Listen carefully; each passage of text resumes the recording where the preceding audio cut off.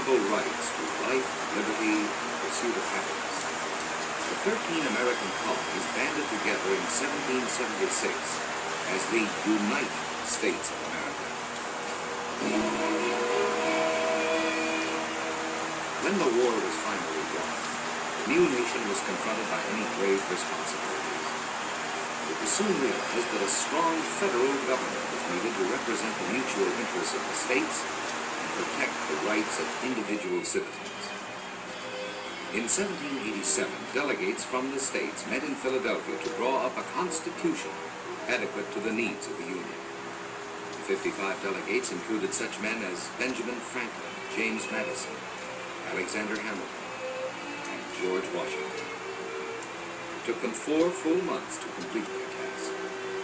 Yet, in retrospect, that was a remarkably short time. For what these dedicated, far-sighted men achieved was nothing less than a permanent framework of government, a unique pattern for a democratic way of life. From that long-ago day to this, the Constitution of the United States has been the living heart and spirit of our nation. Abridged and amended from time to time according to the will of the people, its broad concepts ever subject to interpretation in the light of changing conditions.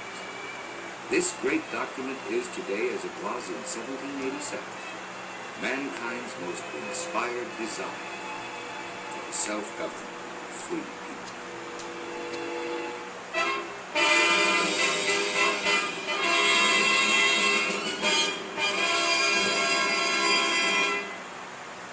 The supreme law of the land, the living Constitution of the United States.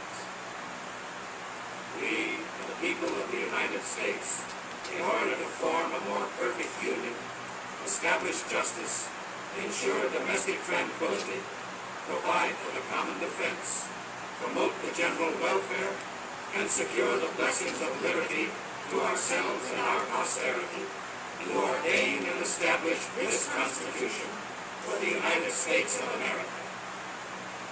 The first 3 articles of the Constitution provide for the 3 branches of the federal government: legislative, executive, and judicial. Article 1. All legislative powers herein granted shall be vested in a Congress of the United States, which shall consist of a Senate and House of Representatives.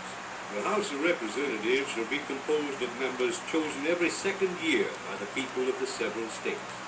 No person shall be a representative who shall not have attained to the age of 25 years and been 7 years a citizen of the United States, and who shall not, when elected, be an inhabitant of that state in which he shall be chosen. Representatives shall be apportioned among the several states which may be included within this union, according to their respective numbers.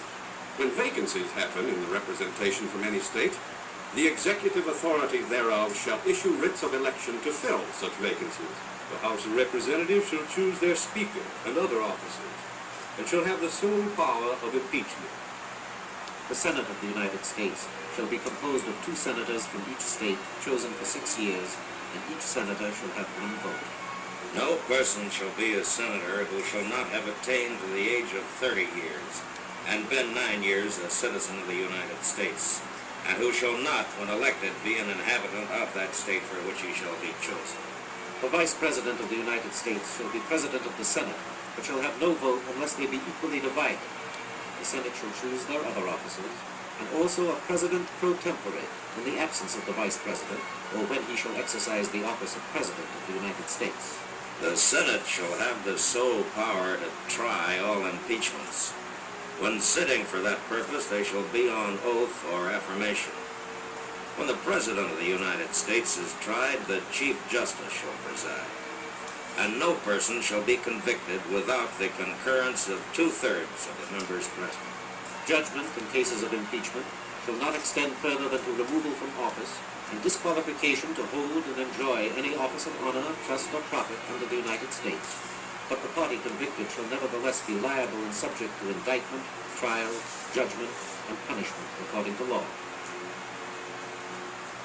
The times, places, and manner of holding elections for senators and representatives shall be prescribed in each state by the legislature thereof. but the Congress may at any time, by law, make or alter such regulations, except as to the places of choosing senators. Each House shall be the judge of the elections, returns, and qualifications of its own members. Each House may determine the rules of its proceedings, punish its members for disorderly behavior, and with the concurrence of 2/3, expel a member. Each House shall keep a journal of its proceedings, and from time to time publish the same, excepting such parts as may in their judgment require secrecy. And the yeas and nays of the members of either House on any question shall, at the desire of 1/5 of those present, be entered on the journal. Neither House, during the session of Congress, shall, without the consent of the other, adjourn to more than 3 days, nor to any other place than that in which the two houses shall be sitting. The senators and representatives shall receive a compensation for their services, to be ascertained by law and paid out of the Treasury of the United States. They shall, in all cases, except treason, felony, and breach of the peace, be privileged from arrest during their attendance at the session of their respective houses, and in going to and returning from the same. And for any speech or debate in either House, they shall not be questioned in any other place. All bills for raising revenue shall originate in the House of Representatives. But the Senate may propose or concur with amendments as on other bills. Every bill which shall have passed the House of Representatives and the Senate shall, before it become a law, be presented to the President of the United States. If he approve, he shall sign it. But if not, he shall return it with his objections to that House in which it shall have originated, who shall enter the objections on their journal and proceed to reconsider it.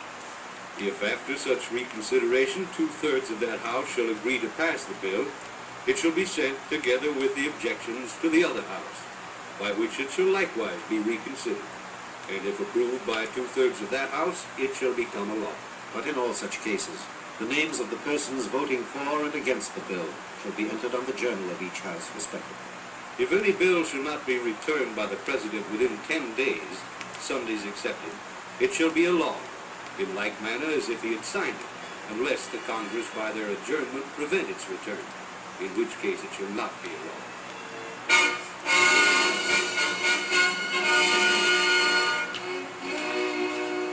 Article 1 of the Constitution concludes with 3 significant sections. The first of these sets forth the powers of Congress and is the basis of most federal legislation.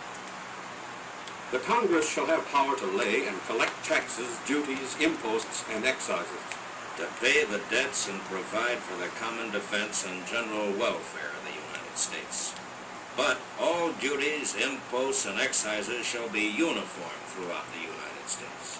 To borrow money on the credit of the United States. To regulate commerce with foreign nations and among the several states and with the Indian tribes. To establish a uniform rule of naturalization and uniform laws on the subject of bankruptcies throughout the United States.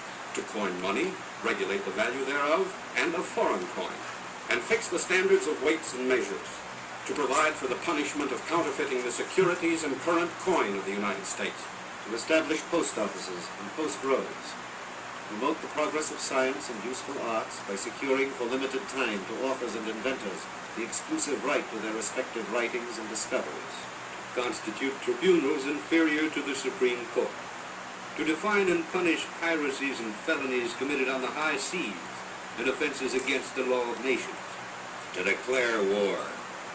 To raise and support armies. But no appropriation of money to that use shall be for a longer term than 2 years. To provide and maintain a navy. To make rules for the government and regulation of the land and naval forces. To provide for calling forth the militia to execute the laws of the Union, suppress insurrections, and repel invasion. To provide for organizing, arming, and disciplining the militia, and for governing such part of them as may be employed in the service of the United States, reserving to the states, respectively, the appointment of the officers and the authority of training the militia according to the discipline prescribed by Congress. To exercise exclusive legislation over such district as may become the seat of the government of the United States, and to exercise like authority over all places purchased by the consent of the legislature of the state in which the same shall be, for the erection of forts and other needful buildings. And to make all laws which shall be necessary and proper for carrying into execution the foregoing powers. and all other powers vested by this Constitution in the government of the United States, or in any department or officer thereof. Having granted these powers to the federal government, the Constitution next imposes limitations to protect certain fundamental rights of the people.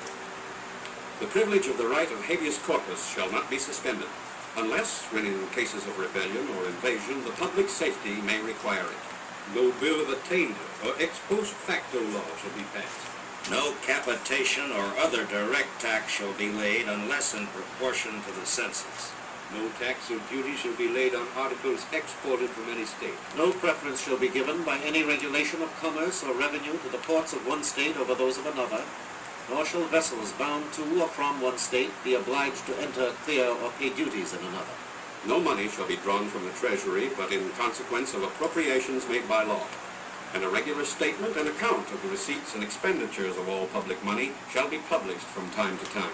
No title of nobility shall be granted by the United States, and no person holding any office of profit or trust under them shall, without the consent of the Congress, accept any present, emolument, office, or title of any kind whatsoever from any king, prince, or foreign state.